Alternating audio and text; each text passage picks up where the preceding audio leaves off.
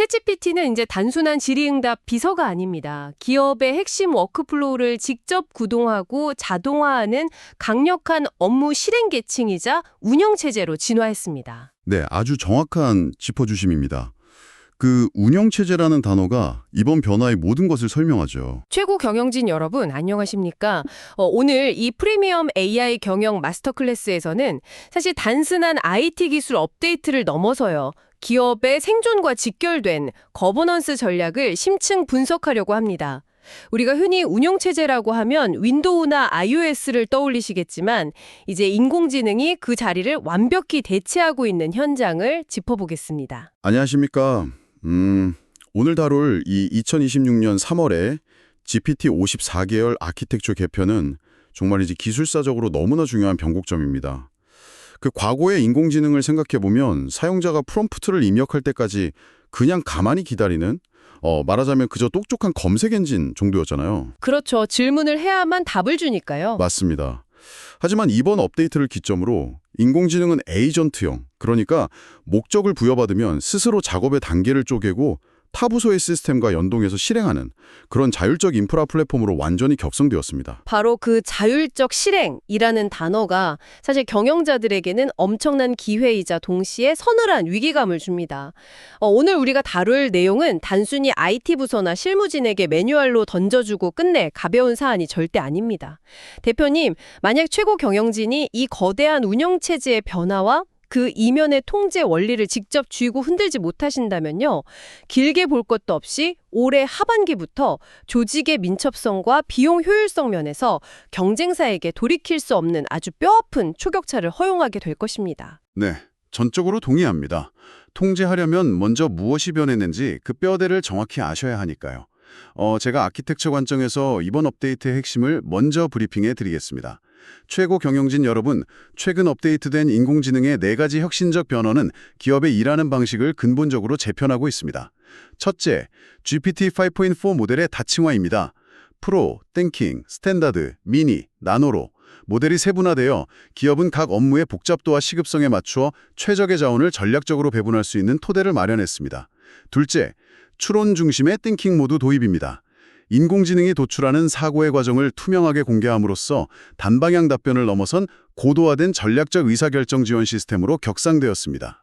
그 과정의 투명성이라는 게 정말 중요한 포인트죠. 결과만 덜렁 내놓는 게 아니라는 거니까요. 네, 정확합니다. 이어서 셋째, 주요 외부 서비스형 소프트웨어와의 쓰기 권한 통합입니다. 정보를 읽는 한계를 극복하고 노션이나 드롭박스 같은 기업 협업 도구에 직접 문서를 작성하고 시스템을 구동하는 전방위적 실행 권한을 확보했습니다. 넷째, 심층 리서치 및 모바일 상황 인지 환경의 구축입니다. 파편화된 리서치 환경을 일원화하고 정밀한 위치 기반 데이터를 연동하여 언제 어디서나 현장 중심의 즉각적인 비즈니스 통찰력을 제공합니다. 자, 방금 말씀하신 4가지 요약 브리핑만 들어도 현장에 적용될 파급력이 엄청나다는 걸 느낄 수 있습니다. 하지만 사실 선언적인 변화만으로는 부족하죠. 경영진 입장에서는 이게 실무에서 대체 어떻게 작동하는지 그 인과관계를 정확히 이해해야 합니다. 특히 그 첫 번째로 언급하신 변화들을 뒷받침하는 기술적 근거를 조금 더 파고들고 싶은데요. 100만 토큰의 컨텍스트 윈도우 지원이라는 게 정확히 현업에서 어떤 의미를 갖습니까? 아주 중요한 질문이십니다. 과거의 인공지능은 비유하자면 그 단기 기억 상실증에 걸린 천재와 같았습니다. 단기 기억 상실증이요? 네, 아무리 똑똑해도 한 번에 읽고 기억할 수 있는 문서의 양이 굉장히 제한적이었거든요. 그런데 100만 토큰이라는 것은 책으로 치면 수천 페이지에 달하는 분량입니다. 즉, 경쟁사의 지난 10년치 재무제표 전체, 그리고 우리 회사의 5년치 고객 클레임 데이터, 거기다 300페이지짜리 글로벌 시장 분석 리포트를 쪼개지 않고 한 번에 툭 던져주어도 인공지능이 그 전체 맥락을 절대 잃지 않는다는 뜻입니다. 와, 그 방대한 걸 한 번에요? 그렇죠. 3년 전 2분기의 매출 하락 원인을 오늘 아침에 발생한 고객 불만 트렌드와 연결해서 분석해낼 수 있는 그런 물리적 뇌 용량이 확보된 셈입니다. 그렇게 방대한 데이터를 한 번에 소화한다면 사실 리서치의 질 자체도 완전히 달라지겠군요. 맞습니다. 그래서 3월 26일부로 과거의 레거시 딥 리서치 모드가 완전히 종료되고 새로운 통합 환경이 구축된 것입니다. 예전에는 AI가 리서치를 시작하면 결과가 나올 때까지 사람이 개입할 수 없는 블랙박스였잖아요. 네, 그냥 기다리기만 했죠. 그런데 이제는 연구 계획 단계에서 이 방향은 빼고 저 경쟁사를 추가해 라면서 실시간으로 조사 방향을 조향할 수 있게 되었습니다. 모바일 환경에서의 정밀 위치 기능도 빼놓을 수 없죠. 영업 임원들이 외부 현장에서 이 기능을 정말 많이 쓸 텐데 제 입장에서는 당장 보안 걱정부터 듭니다. 우리 직원의 동선이나 고객사의 위치 데이터가 그 AI 서버에 고스란히 남는 것 아닙니까? 그 부분은 안심하셔도 좋습니다. 아키텍처 설계 단계부터 기업 보안 리스크를 원천 차단했거든요. 모바일 환경에서 정밀 위치 공유를 통해 주변 고객사 데이터나 현장 상황에 맞는 통찰을 즉각적으로 제공받을 수는 있지만 응답이 완료되는 즉시 해당 위치 데이터는 시스템에서 휘발되어 완벽하게 삭제됩니다. 데이터 잔재를 남기지 않는 거군요. 네, 제로 트러스트 기반의 정교한 설계가 적용된 것입니다. 듣고 보니 비유가 하나 떠오르네요. 이것은 마치 조언만 하던 외부 컨설턴트가 이제는 직접 상원증을 달고 우리 회사에 노션에 기한을 올리고 리니어의 개발 티켓을 발권하는 임원급 비서실장으로 진화한 것과 같습니다. 아주 정확한 비유입니다. 임원급 비서실장이죠. 지시만 내리면 맥락을 다 파악하고 보안까지 스스로 챙기면서 실무를 띠니까요. 자, 그렇다면 이러한 막강한 기능을 완벽한 비즈니스 가치로 치환하기 위해서는 다음 3단계의 철저한 경영 실행 매뉴얼이 필수적입니다. 첫 번째는 자원 배분 전략입니다. 업무 복잡도에 따른 모델 티어 매핑을 실시합니다. 고도의 정확도가 요구되는 재무 분석이나 전략 수립에는 프로와 띵킹 모델을, 대량의 데이터 처리나 단순 반복 업무에는 미니와 나노 모델을 철저히 분리 배정하여 투자 대비 수익률을 극대화하십시오. 이게 오늘 마스터 클래스에서 가장 중요한 70% 비중의 핵심 세션입니다. 이 티어 매핑의 중요성을 간과하시는 분들이 사실 많은데요. 기술적 구현 방안을 구체적인 2x2 매트릭스로 제안해 드리겠습니다. Y축을 업무의 복잡도, X축을 데이터의 양이나 시급성으로 두는 겁니다. 네, 매트릭스로 그리는 거군요. 네, 예를 들어 하루에 수만 건씩 쏟아지는 고객 피드백의 감성을 분석하거나 SEO를 위한 짧은 웹 콘텐츠를 생성할 때는 가장 가볍고 빠른 미니 모델을 대거 배정해야 합니다. 반대로 기획조정실에서 100억 단위의 반도체 장비 투자에 대한 민감도 분석을 수행한다면 당연히 연산력이 가장 뛰어난 프로나 싱킹 모델을 매핑하는 것이 맞죠. 여기서 현실적인 제약에 대해 날카롭게 한번 질문해 보겠습니다. 실무자들 입장에서는 사실 자기가 하는 일이 항상 가장 중요하고 복잡하다고 생각하기 마련이잖아요. 이메일 3줄 요약하는 데에도 무조건 똑똑한 프로 모델을 쓰고 싶어 하겠죠. 제가 아는 한 대표님은 지난달에 직원들이 단순 작업에 고성능 API를 무분별하게 붙여 쓰는 바람에 예산의 5배에 달하는 청구서를 받고 정말 경악을 금치 못하셨거든요. 이건 마치 인턴 사원에게 맡겨도 될 우편물 분류 작업을 대형 로펌의 대표 변호사에게 시간당 수백만 원을 주고 시키는 격 아닙니까? 하하, 정말 정확한 비유이자 현장에서 가장 빈번하게 발생하는 실패 사례입니다. 그 엄청난 비용 누수로 시스템적으로 방어하기 위해 도입된 기능이 바로 자동 폴백 구조입니다. 폴백 구조요? 네, 유료 엔터프라이즈 환경에서는 실무자가 고난도 업무를 진행하다가 설정된 프로 모델의 토큰 사용 한도를 초과하게 되면 작업이 중단되거나 시스템이 다운되는 것이 아닙니다. 즉각적이고 매끄럽게 하위 모델인 미니로 자동 전환되어 작업을 이어가는 거죠. 멈추는 게 아니라 모델 체급을 스스로 낮춰서 이어가는군요. 맞습니다. 업무의 백이 끊기지 않으면서도 경영진이 설정한 인프라 비용의 통제선은 절대 넘지 않게 만드는 아주 스마트한 안전장치입니다. 도입을 단순한 직원 복지나 최신 유행으로 취급해서는 안 됩니다. 대표님들 철저하게 투자 대비 수익률, 그러니까 ROI죠. 우리가 지출하는 토큰 비용 대비 산출된 성과 가치를 분기별로 추적하셔야 합니다. 실험을 통해 부서별 최적 매핑을 끝내셨다면 각 팀 단위로 프로 모델의 사용 상한 비율을 통제해야 합니다. 이건 KPI 평가 지표로 바로 연동되어야 해요. 네, 아주 동의합니다. 이 자동 폴백 비율이 비정상적으로 높게 나오는 부서는 애초에 업무 티어 분류를 잘못했거나 실무자가 불필요하게 고성능 모델을 남용하고 있다는 아주 명백한 경영 지표이기 때문입니다. 비용을 확실히 통제했다면 이제 그보다 훨씬 더 치명적인 리스크를 통제할 차례군요. 그렇습니다. 최고 경영진 여러분께서 가장 긴장하시고 어쩌면 이번 심층 분석에서 가장 메모를 많이 하셔야 할 대목입니다. 두 번째는 의사결정 통제입니다. 인공지능 결과물에 대한 무비판적 수용은 가장 치명적인 경영 리스크인 환각 현상을 초래합니다. 싱킹 모드가 제시하는 사전 계획을 실무자와 팀장이 반드시 교차 확인하도록 조직의 검증 게이트를 제도화하여 과정의 투명성을 확보해야 합니다. 이 검증 게이트라는 게 핵심이죠. 네, 저는 이 마스터 클래스를 듣고 계신 C레벨 정추자 여러분께 지금 즉시 내일 아침 임원회의에서 이 원칙을 사내에 강력히 선언하실 것을 촉구합니다. AI는 우리의 실행 속도를 높이는 도구이지 판단을 대리하는 주체가 아닙니다. 대표님이 그 강력한 선언이 공허한 구호로 남지 않으려면요. 새롭게 도입된 싱킹 모드의 방어막을 이해하셔야 합니다. 이전 버전의 인공지능은 그저 블랙박스였습니다. 우리가 질문을 던지면 안에서 무슨 연산을 거쳤는지 알 길이 없이 그저 매끄러운 최종 보고서만 툭 내놓았죠.